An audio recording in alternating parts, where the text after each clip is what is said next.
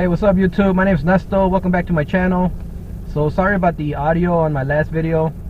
I'm trying to step my game up on YouTube, so I bought a camera on eBay, on Amazon, and it's literally the cheapest camera that looks like it'll work. It was like 60 bucks.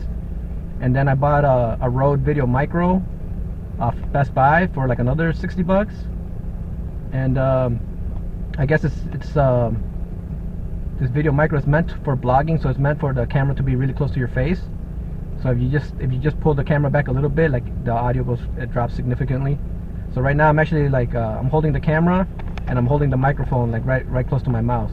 So hopefully the audio will sound better on this one. But yeah, today is it's Wednesday.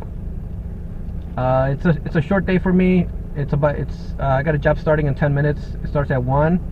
And then I have a job at 3:30, I believe, 3 or 3:30.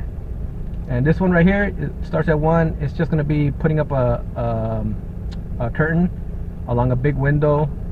And they gave me a couple points. They said, like, this is gonna be like the focal point of our living room. So we really want it, no other damage to the wall, no extra holes, and we want it perfectly level. If I wasn't so confident, then I would say like, oh, you know what,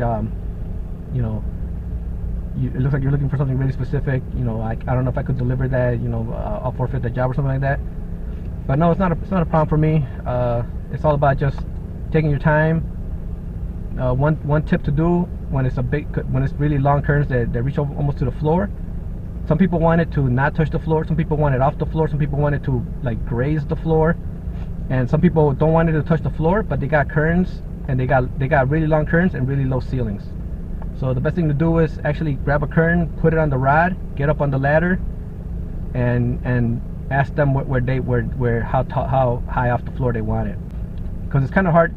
Some of them like, oh, these are 94-inch curtains, or 84-inch, whatever, and so you measure up 84 inches, but the width of the rod also raises or lowers the curtain a little bit. The placement of the rod on the brackets, that kind of messes with the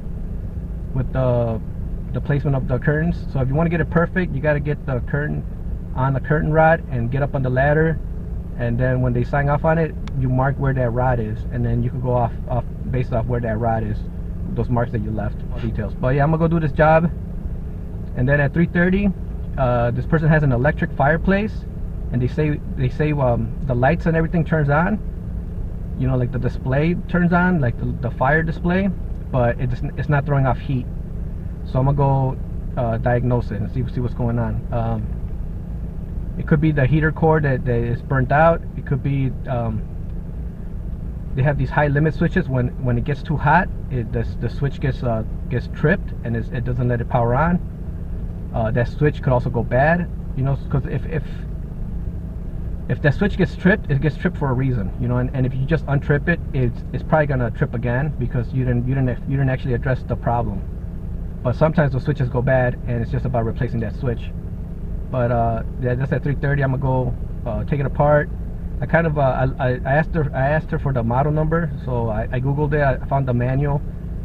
I didn't find the schematic, but I found the manual. But I'm just gonna take it apart and test the components. Start from the beginning. If it's getting power, it's getting power. It's it's the main board. It's the control board actually sending power to the heater core. It's the heater core. You got to just find out where the power stops at, where the current seems to break down at. And that's putting my appliance repair experience to use on Taskrabbit. If probably before I started doing appliance repair, if she would have asked me a couple years ago, I would have just said, oh, I don't do appliances, I don't work on that. I do home repair. I also got another job, not today, but I forgot what day, sometime this week, of a client said that the refrigerator, their renters, the landlord called me that the renter said the refrigerator is making a weird noise. And again, like if it was a couple years ago, I would have said like, you need to call an appliance repair company. I don't work on appliances, but since I do have that experience, and I might as well just go check it out. They said something about they think it's the fan, but you know, people don't know anything about appliances, so you can't go off their word. I'll just get there, I'll ask them what they heard, or you know, see if they could replicate the noise, and then I'll try to pinpoint where the problem is. Could be if it is a fan, it could be the fan motor that's going out. It could be clogged, you know, like the condensers are clogged, so the fan is working overtime. It's working really hard to try to compensate. But yeah, guys, I'm gonna go do this curtain. I'll see if I take a picture of it.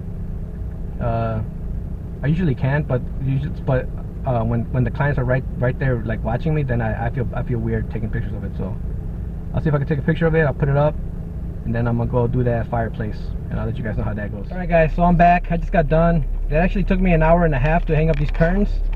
I didn't get a chance to take a picture because the client was right there. But it was these really nice curtains, these curtain rods with like the double rods. So you put like what do you call it? I forgot what they're called, but the light curtain behind the main curtain. And yeah, it just took me that long, but she was really satisfied with it. I got it the perfect height, like I told you guys. You know, put it up on the rod.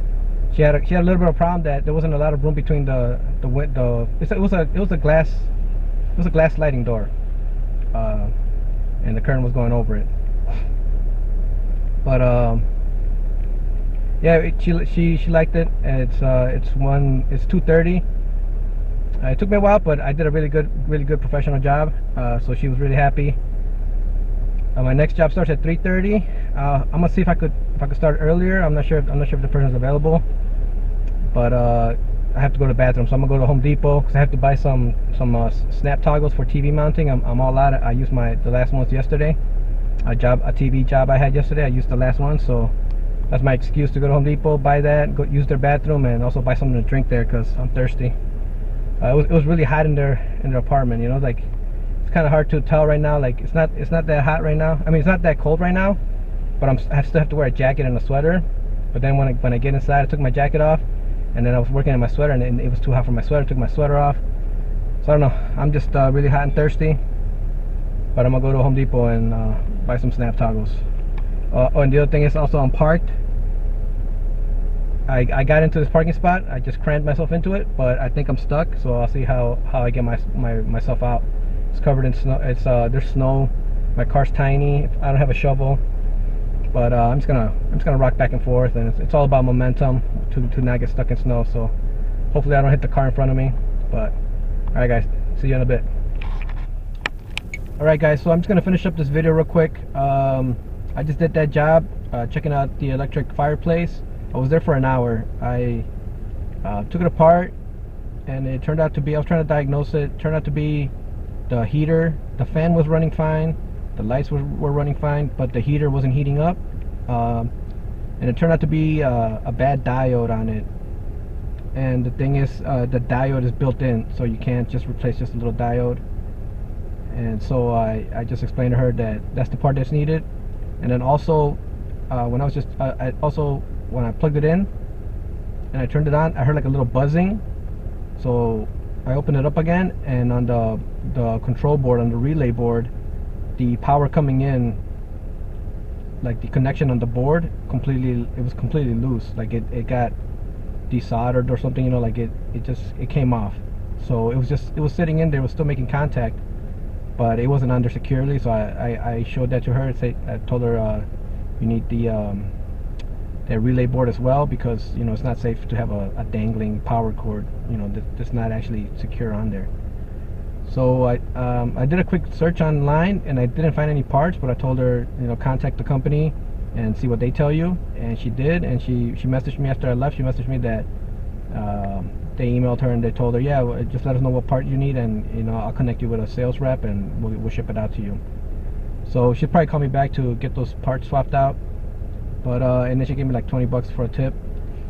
And yeah, that's it for my whatever day, Wednesday today. I'm pretty booked the rest of the week, so we'll see how it goes. Today it was a short day for me because in the morning I had to take my 4-month-old to his checkup, and so he got 4 vaccines, and he also had to get blood taken out. So I'm home right now, and I just gotta see. I got a feeling it's gonna be fuzzy today, maybe even feverish. But you know, the doctor said as long as the fever doesn't last longer than 3 days, not to worry about it. So yeah, guys. I also wanted to tell you guys, I'm thinking about starting a new YouTube channel, and it's not gonna be about the gig economy. It's not gonna be about Taskrabbit. And the thing is, I got a feeling that this new channel that I want to make, it could reach a wider audience, maybe even make me some money on YouTube and stuff like that. Because the problem with Taskrabbit is on YouTube is that there's not even that many taskers in the world. So people that, you know, the audience that you could gather to watch your videos, it's a very small niche. You know, even Uber drivers, when they had Uber driver channels, there's millions of Uber drivers, so you know you could get a pretty good following. But with Taskrabbit and stuff like that, I know I'll probably still keep doing it, because I'm still gonna keep doing Taskrabbit, so I'll still keep doing these videos. But I'm gonna see if I can make a different channel, and I'll let you guys know if I do get that up and running, so you guys could follow me over there. Alright guys, thanks, see you next time.